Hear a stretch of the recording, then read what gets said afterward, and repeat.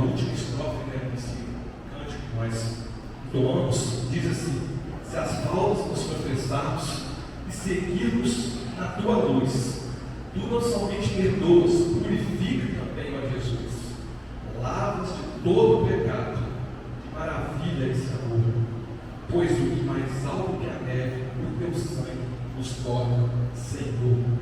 Ora, sabemos que o amor de Deus ali na cruz também em favor, né, dos nossos pecados. Esse momento especial nós estaremos também reservando. Eu gostaria também de convidar, né, os irmãos a abrir em Efésios 1, de 7 a 9.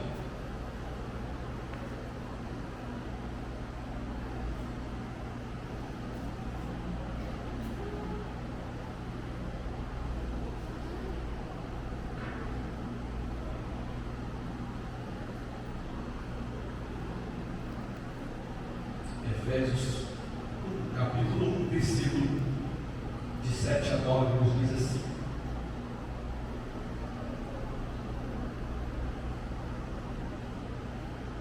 do qual temos a redenção pelo seu sangue, a remissão dos pecados, segundo a riqueza da sua graça, que Deus derramou abundantemente sobre nós em toda sabedoria e prudência, desvendando-nos o mistério da sua vontade, segundo o seu beneplácito, que propusera em Cristo. Grandes coisas, irmãos, o Senhor tem feito com nós. E uma coisa, né, que realmente fico muito feliz é saber que quando nós pecamos, infelizmente, né, somos pecadores, mas temos um Deus aqui recorrer. Nesse momento, como eu disse, tão especial, e você, as voz aí estará agora baixando sua cabeça, estará colocando diante do Senhor todos os seus pecados e suas falhas, e logo depois, mais ou menos um minuto, eu gostaria de convidar nossa irmã Flávia, que estivesse orando a Deus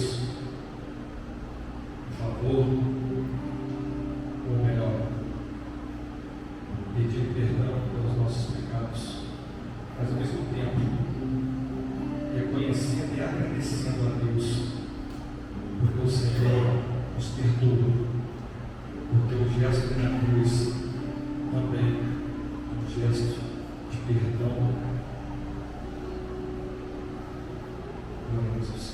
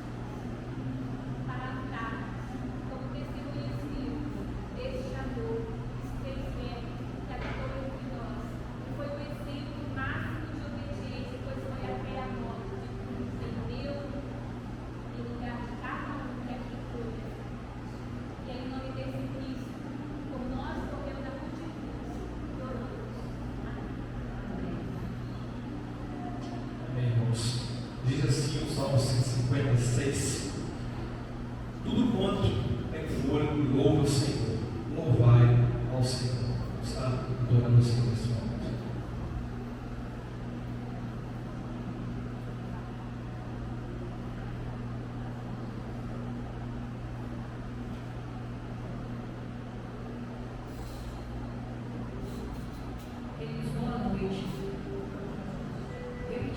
Queridos, boa noite. Hoje é dia de festa, estamos na casa do nosso Deus, reunidos como igreja, celebrando a ressurreição de Cristo, celebrando a vitória de Cristo sobre a cruz, celebrando as vitórias que temos tido em Cristo Jesus. Amém? Amém. Queridos, quando eu posso lá na minha casa cantar, ou no carro, quando a Andrei pode fazer isso, quando a Flávia, a Vânia pode fazer isso, é uma bênção. Mas quando nós saímos das nossas casas e chegamos até o templo e nos unimos como igreja, e a minha voz pode se somar à voz da Andréia, a voz da Flávia, a voz da Vânia, a voz do Paulinho, quando a igreja se une em adoração, em louvores ao Senhor, nós podemos ver o peso e a glória de Deus. Amém? Amém. Nós vimos aqui para isso, queridos, para estar no culto de louvor, de adoração, nos rendermos diante da presença do Senhor, porque Ele vive, e é porque Ele vive que nós podemos crer no amanhã, é porque Ele vive que nós o exaltamos. Então, queria te convidar a ficar de pé e juntos vamos adorar ao Senhor. Os irmãos que trouxeram os seus dízimos e as suas ofertas, já nessa primeira menção, terão a oportunidade de entregar os seus dízimos e as suas ofertas.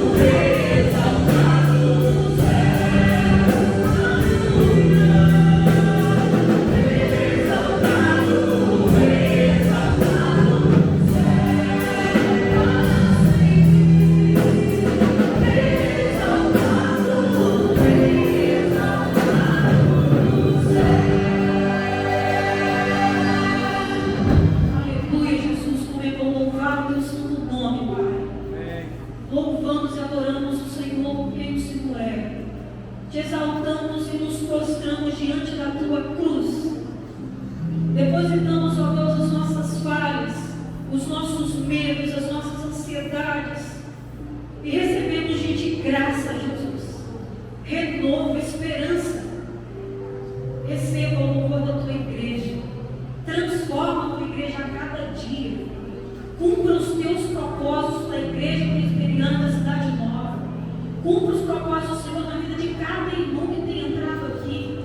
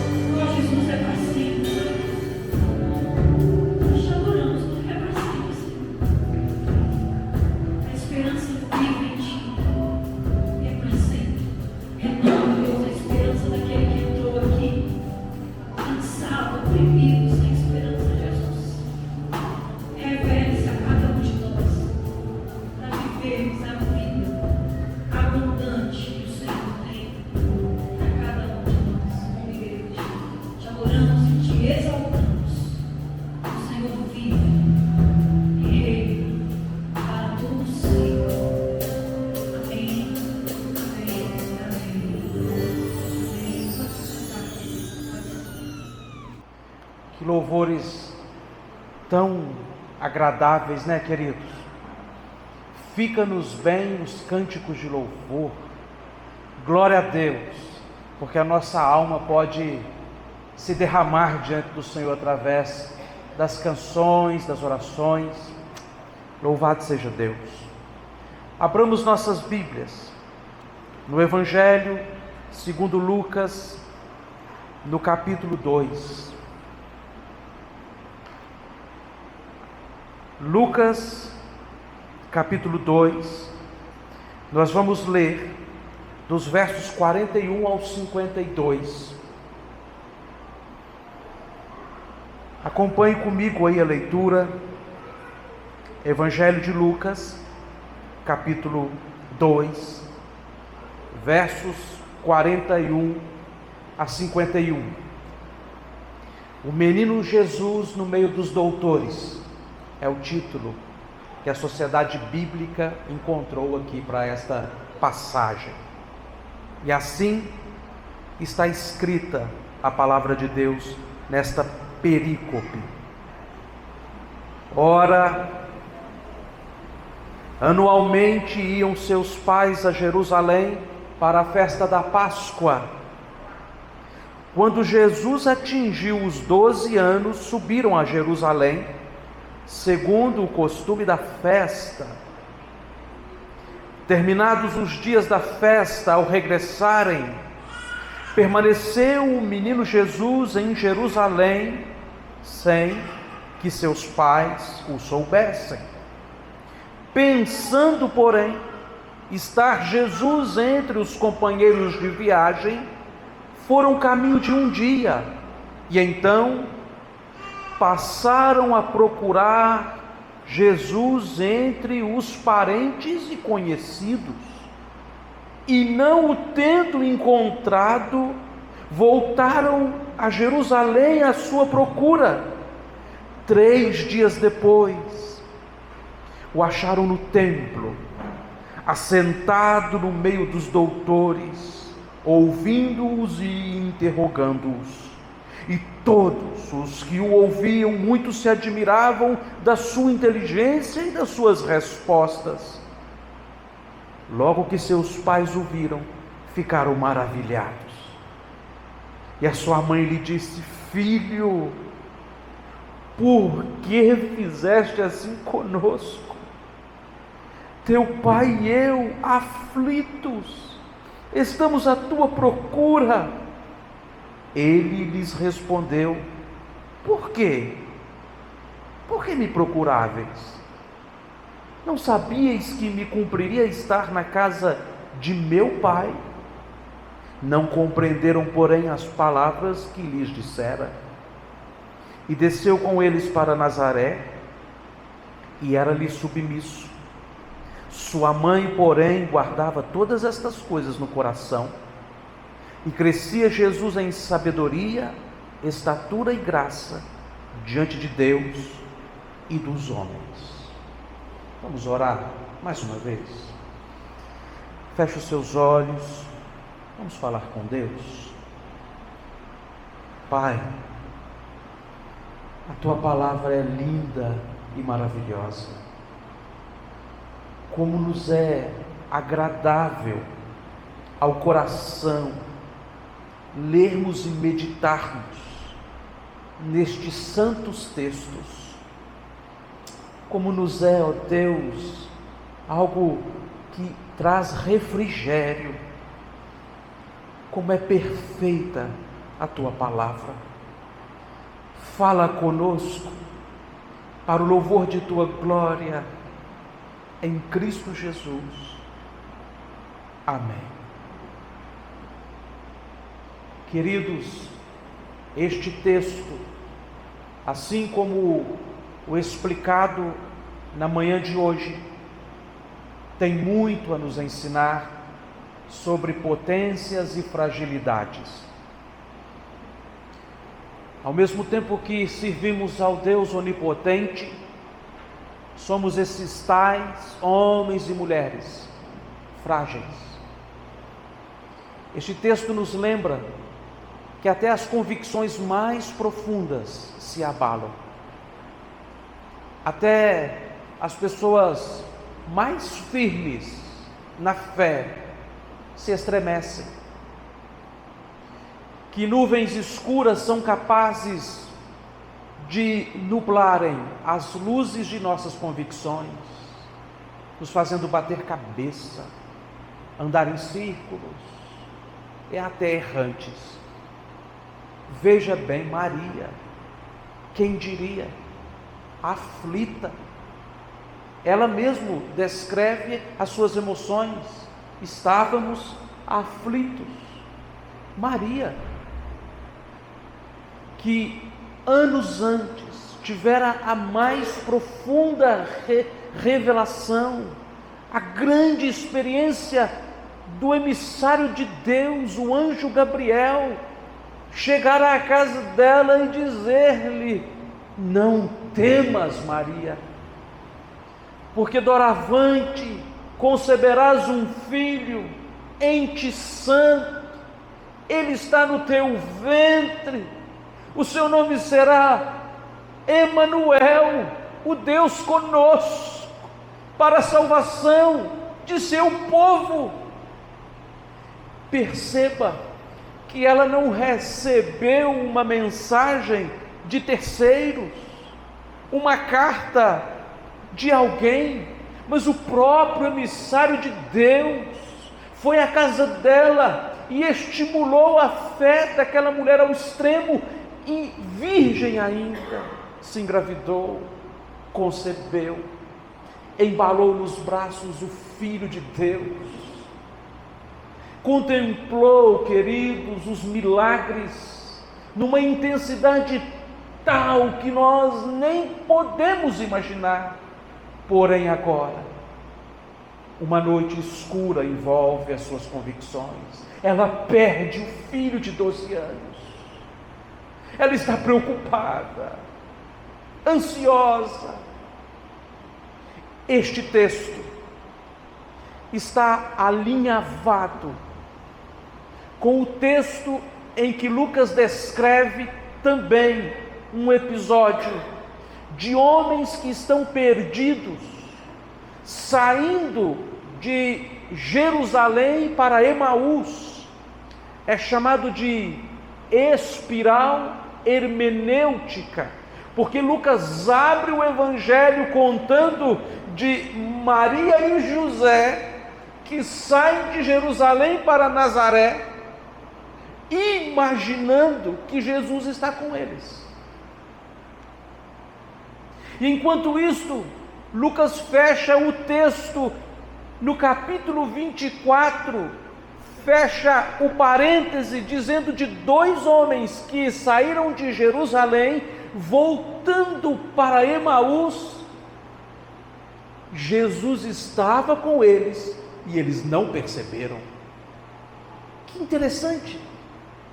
No primeiro caso, eles estão voltando para casa pensando: Jesus está conosco. No segundo caso, Jesus está com eles, mas Cleopas e o seu companheiro não o identificam. Aqui há uma nota a ser considerada. Nós não podemos apoiar as nossas vidas em convicções, em pressuposições enganosas. Nós não podemos, queridos, construir as nossas ideias, não podemos edificar a nossa fé e as nossas convicções em pressuposições ilusórias. Maria e José imaginaram que Jesus estava na procissão.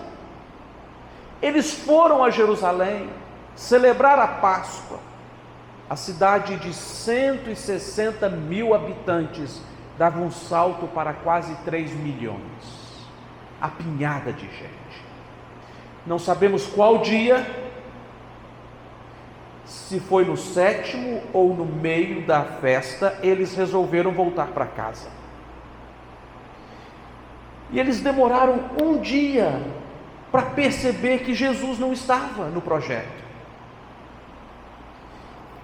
Jesus tinha 12 anos e era costume das crianças maiores irem com os homens. As crianças menores saíam à frente com as mulheres, que acompanhavam o passo delas, e talvez saíssem um dia antes ou algumas horas antes, e os homens depois lhes alcançavam. Maria pressupôs: Jesus deve estar com José. José imaginou: Jesus deve estar com Maria. E quando ao final do dia resolveram armar a sua tenda para acampar, porque era uma viagem de 6 dias até Nazaré, eles perceberam que o menino Jesus não estava com eles. Quantos de nós temos seguido a vida com essa pressuposição de que Jesus é obrigado a ir conosco?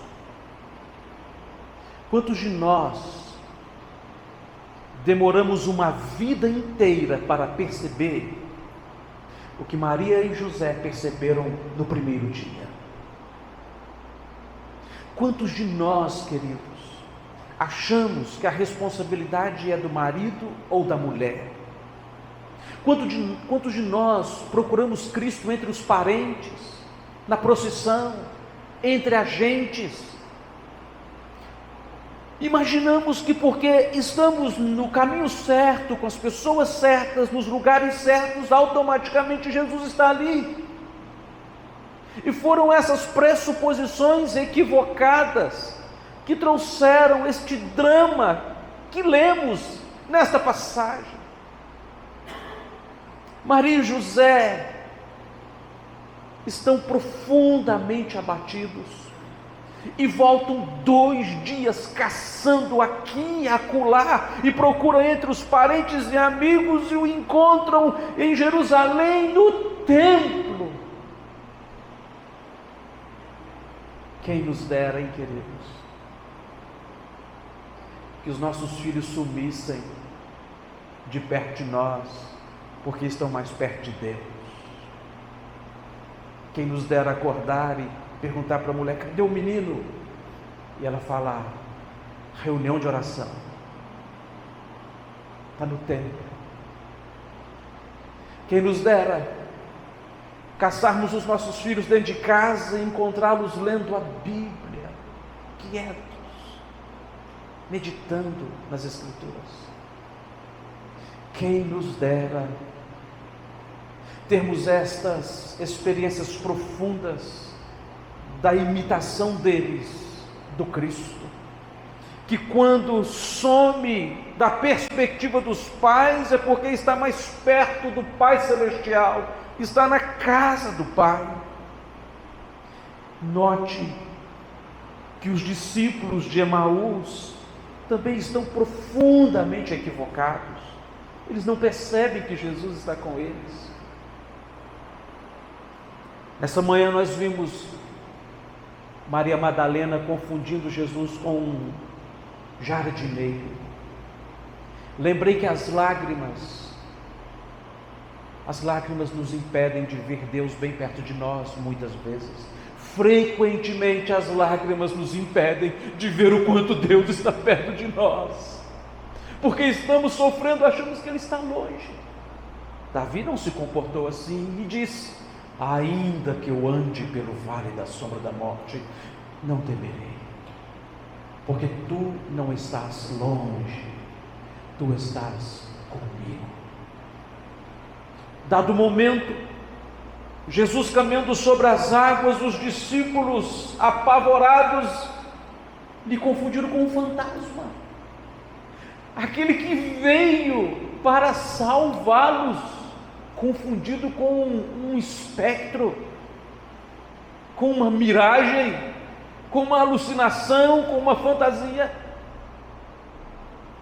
E agora os discípulos estão confundindo Jesus com um peregrino, alguém que está andando sem rumo por uma estrada. Pressuposições erradas, queridos. pressuposições enganosas nos fazem achar que Jesus está conosco quando Ele não está nos nossos projetos,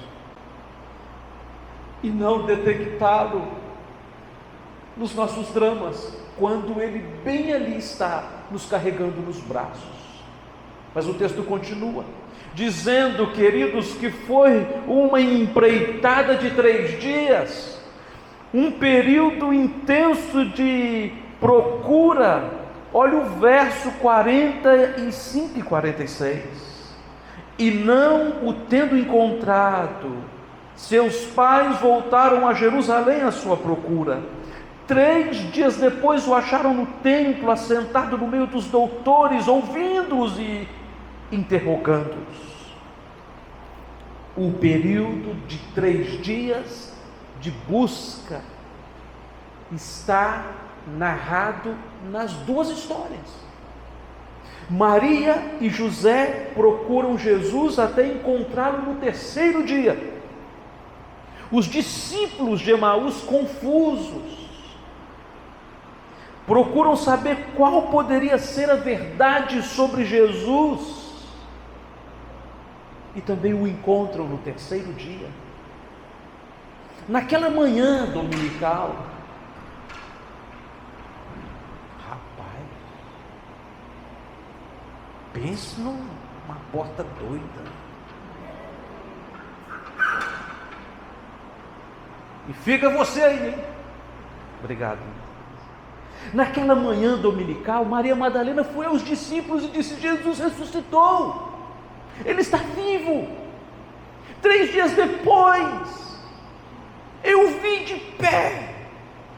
Esta mensagem chegou aos discípulos de Jerusalém, mas estes homens estão confusos, eles estão saindo do epicentro da ressurreição para longe, eles estão se afastando do centro da convicção. Se Ele ressuscitou aqui, é aqui que eu tenho que ficar, mas eles estão com dúvida.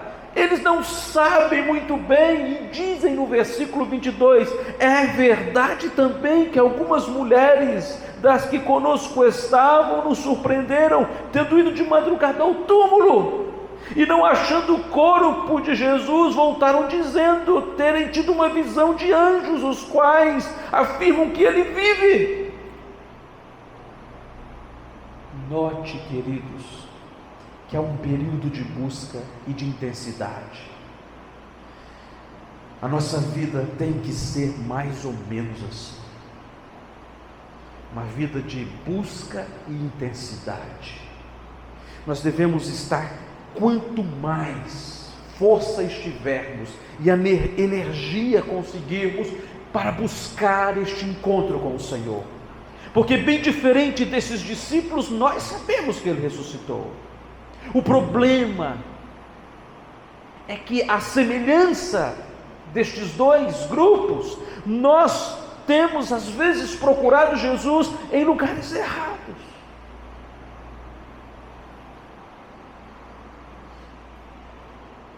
Jesus falou para a mãe dele assim: não entendi porque vocês estavam me procurando em outros lugares.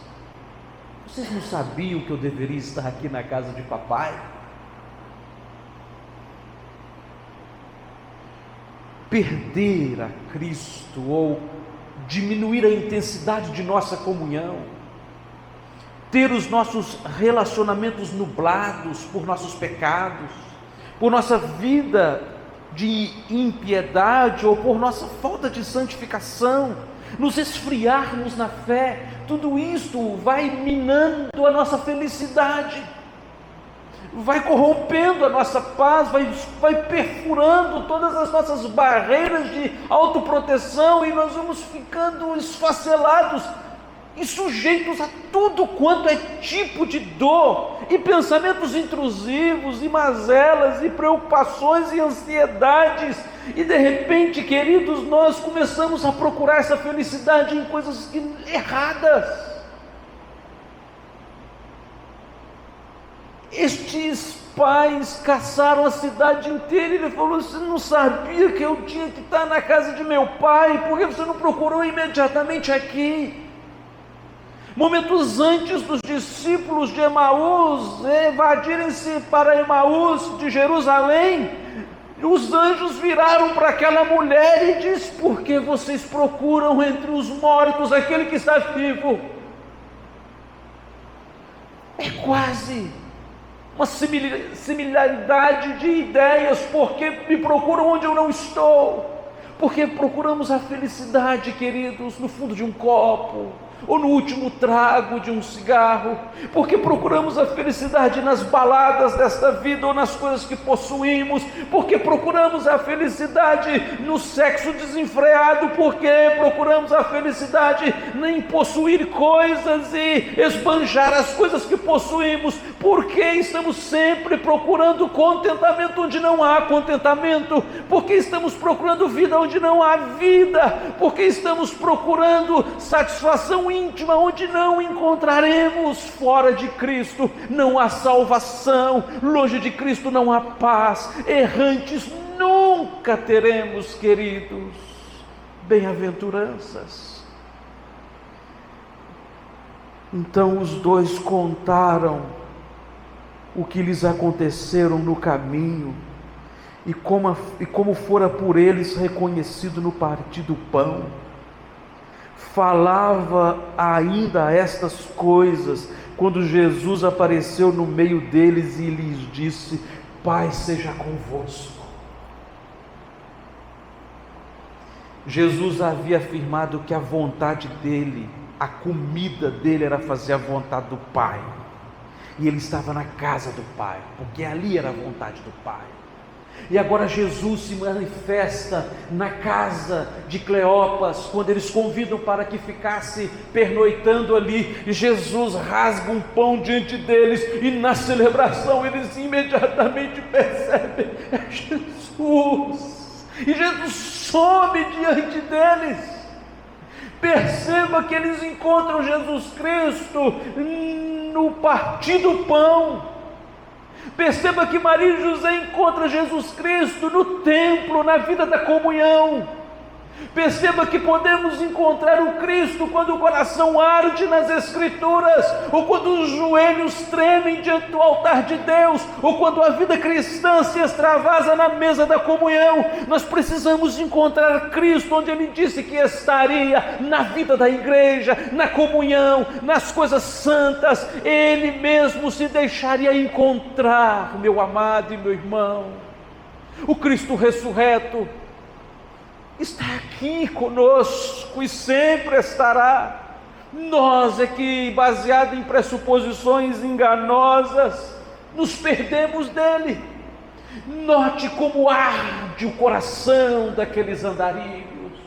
Note como o esbugalhar dos olhos daqueles doutores, a expressão ficaram maravilhados com aquele menino, dizia. São figuras paralelas, como se os doutores também tivessem os seus corações ardendo. E a ideia do texto é que eles ficavam levitando diante de uma criança de 12 anos que falava coisas celestiais. E estes homens, no epicentro da decepção, estão com seus corações queimando, porque aquele peregrino fala com eles com propriedade, como ninguém nunca falou. E de repente Jesus se manifesta na comunhão. Os discípulos de Emaús voltam imediatamente para Jerusalém, e quando eles entram numa casa, talvez a casa de João Marcos, eles falam: eu vi Jesus, ele ressuscitou. E do nada Jesus aparece no meio daquele grupo de discípulos e diz: paz seja convosco.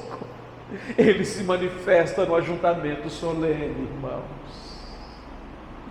Maria e José não entenderam a afirmação enigmática: na casa de meu Pai, a minha comida é esta. Os discípulos de Emaús têm a sua percepção da presença do Senhor também, quando a comida é dedicada. E eles fazem algo que precisamos urgentemente todos os dias refletir sobre, e eu quero concluir aqui. Fizeram o caminho de volta. Não importa quanto você já andou, meu amigo, precisamos fazer o caminho de volta. Quão longe os seus passos te levaram, suas decepções, frustrações pessoais, auto-enganos, confiança depositada em pessoas e lugares errados, escolhas mal feitas e até pecaminosas. Não importa quão longe. Quando o Senhor Jesus escreve à igreja em Éfeso, no capítulo 2 do Apocalipse, no versículo 4, ele diz assim: conheço as suas obras e sei o quão vocês são valorosos, mas eu tenho uma coisa contra vocês, versículo 5, que caístes e abandonastes o primeiro amor. Lembra onde vocês caíram e façam o caminho de volta. Lembra-te onde caíste e recomece. O Senhor Jesus escrevendo à igreja de Éfeso. E agora encontramos estes dois grupos voltando. Os pais fazendo o caminho de volta, os discípulos de Emaús fazendo o caminho de volta. Nós precisamos, queridos, desta autorreflexão. Há quanto tempo a Bíblia já não nos traz o prazer que ela possui per si? Há quanto tempo a vida de oração não nos alegra a alma? Há quanto tempo os estudos bíblicos, a Santa Ceia, a vida de dedicação de nossos dízimos e ofertas, há quanto tempo as coisas sagradas já não nos trazem aquela alegria e nós estamos batendo cabeça aí sem rumo, tentando achar algo entre os mortos ou nas caravanas que jamais poderá nos trazer felicidade. E aqui está a principal ideia de Lucas ao colocar de maneira paralela essas duas passagens, como se fechando um argumento. Porque no início do Evangelho de Lucas, nós encontramos o menino no templo, mas Jesus não é mais um menino. Jesus ressuscitou, está vivo, à direita de Deus, de onde intercede por ti e por mim. Portanto, há evidências suficientes aqui para afirmar que Lucas pretendia que você e eu soubesse que o lar de Deus na terra não é mais o templo em Jerusalém, mas sim os corações e os lares dos cristãos. Os discípulos não voltam para o templo em Jerusalém, eles voltam para o meio dos discípulos, numa das casas. O nosso lar, que Deus nos ajude a encontrá-lo ali, nos relacionamentos, nas palavras de sabedoria, no perdão, na humildade,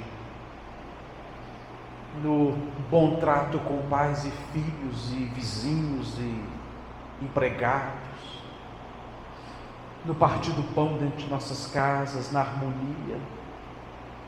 Que os nossos filhos nos vejam tendo prazer em Deus. Que os nossos filhos contemplem em nós, irmãos, a alegria da salvação. Queridos, não é mais nos templos, porque Deus não habita nos templos feitos por mãos humanas. O Senhor é encontrado no partir do pão, na palavra que faz arder o coração e no meio das gentes, do povo dele. O Senhor é encontrado no seu quarto de oração, quando você o busca, e Ele se deixa achar. Como em Jeremias capítulo 29, no versículo 10 a 13, Ele diz: eu é que sei quais são os planos que tenho para vocês, planos de vida, planos de paz. Vocês me buscarão e eu serei achado de vós. Buscar-me-ão e me acharão quando me buscar de todo o vosso coração, e eu farei mudar a vossa sorte. Busquemos ao Senhor na vida comunitária, na comunhão dos santos, na palavra de Deus. Façamos o caminho de volta. Ele se deixa ser encontrado para mudar a nossa sorte. Se te perguntarem, se você perder tudo nesta vida, o que de mais importante te sobra? O que de mais importante ainda resta ou fica? Se você perder tudo nesta vida, se te tirarem a saúde e os bens, se tirarem até mesmo, mentindo sobre você a sua dignidade, se tirar tudo de mim, de você, o que te resta? E você não falar que o que te resta é o mais importante e ninguém pode tirar, que é o próprio Cristo. Então você precisa fazer o caminho de volta e entender que não há ninguém como Jesus, e Ele é tudo para nós. Se você respondeu, o que me resta é o que me sustenta, Cristo é o que há de mais importante na minha vida, conta isso para os seus irmãos. Eu queria orar com você e por você. Fecha seus olhos, vamos falar com Deus. Senhor, por acaso não nos ardia o coração enquanto líamos a Tua palavra, ó Pai? Não ficamos maravilhados ao ouvir os Seus ensinos? Nós temos falsas impressões,